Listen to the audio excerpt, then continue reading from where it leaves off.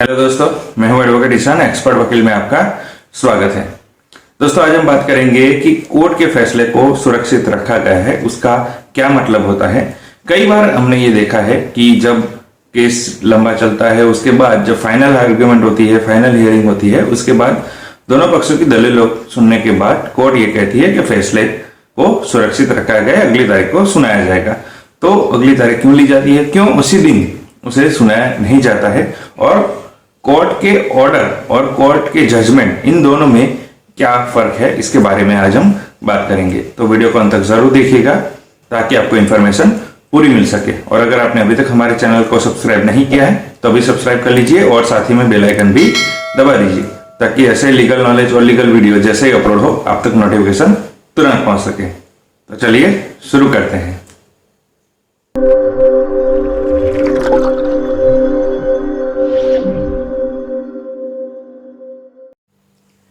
तो दोस्तों, जब भी कोई कोर्ट केस कंप्लीट होने के स्टेज पे आता है, फाइनल आर्ग्यूमेंट के स्टेज पे आता है, तब दोनों पक्ष अपने अपने तरीके से अपने अपने आर्ग्यूमेंट्स करते हैं और उनकी ये ड्यूटी होती है कि उनकी जो फाइनल आर्ग्यूमेंट्स हैं वो लिखित तौर पर भी कोर्ट में सबमिट करानी होती है। उस सबमिट करने के बाद जज होते हैं, वो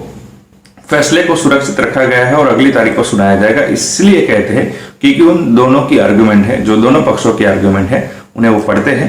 उन्हें वो कंपेयर करते हैं, गवाहों के बयान से कंपेयर करते हैं, पुलिस की इन्वेस्टिगेशन से कंपेयर करते हैं और जो केस के जो फैक्ट्स है उससे भी इसे कंपेयर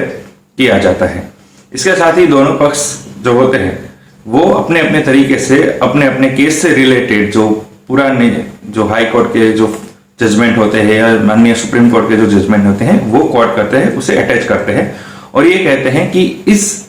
जैसे ही केस के फैक्ट्स से रिलेटेड एक और केस था जिसमें हाई कोर्ट या सुप्रीम कोर्ट ने इस तरीके का इस डिसीजन लिया था जिसकी ये जजमेंट की कॉपी अटैच की गई होती है।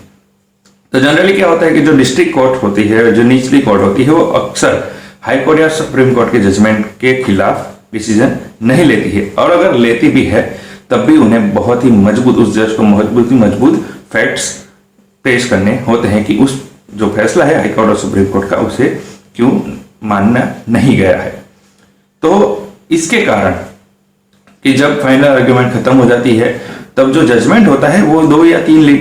सेंटेंस का नहीं होता है, वो कई बार 10-15 पत्तों का होता है, कई बार 100 से ऊपर या 1000 पन्नों का भी जजमेंट होता है। उसमें ये लिखना होता है कि इस केस में इस तरीके का जजमेंट लिया गया है, इसका आधार क्या है, क्यों लिया गया है, किस चीज को, किस फैक्ट्स को ध्यान में रखा गया है, इस बारे में भी लिखा होता है। इसके साथ ही इस जजमेंट को जो अटैच किया था उसे मान्य रखा गया है और इसके आधार पर भी इस जो है जजमेंट लिया गया है। इसके साथ ही जो सुप्रीम कोर्ट या हाई कोर्ट के जो जजमेंट है उसे अगर डिनाई करते हैं जज, तो उसे क्यों डिनाई किया गया है उसका भी मजबूत जो रीजन है वो उस जजमेंट में लिखा होता है। इसी के कारण ये जो कोर्ट का जो जजमेंट है वो लिखने में टाइम लगता है। इसके कारण ही जो फाइनल आर्ग्यूमेंट खत्म होती है उसके बाद तुरंत ही फैसला नहीं सुनाया जाता, इसीलिए जज के द्वारा यह कहा जाता है कि फैसले को सुरक्षित रखा गया है और इसके बाद उसे डिटेल में लिखा जाता है कि अगर ये जजमेंट में इस तरीके का फैसला लिया गया है तो इसके पीछे पीछे ये रीजन है, ये फैक्ट्स है, इसे ध्यान में रखा गया था, इस जजमेंट को ध्यान में रख करके इससे लिया गया है।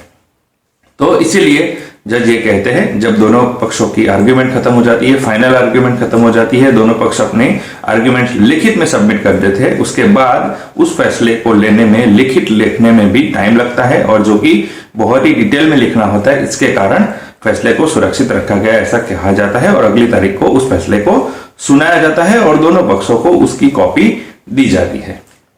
अब बात करते हैं कोर्ट के ऑर्डर और कोर्ट के जजमेंट, इन दोनों में क्या डिफरेंस होता है। तो जब भी कोई केस होता है, अगर कोई बहुत लंबा केस होता है तो कोर्ट का जो जजमेंट है उसे आने में देर होती है, तो उसके कारण बीच में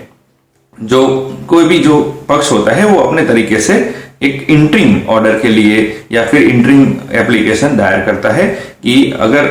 जो जैसे कि मेंटेनेंस का केस है तो अगर मेंटेनेंस का जो डिसीजन है, जो जजमेंट है, उसे अगर आने में देर होती है तो इंटरिम ऑर्डर के लिए वो एप्लीकेशन दायर करता है कि अगर देर होती है तो आप इंटरिम ऑर्डर के लिए तो यानी कि जो छोटे छोटे जजमेंट कहा जाता है इनडायरेक्टली, उससे कोर्ट का ऑर्डर कहा जाता है, जो कि फाइनल नहीं है,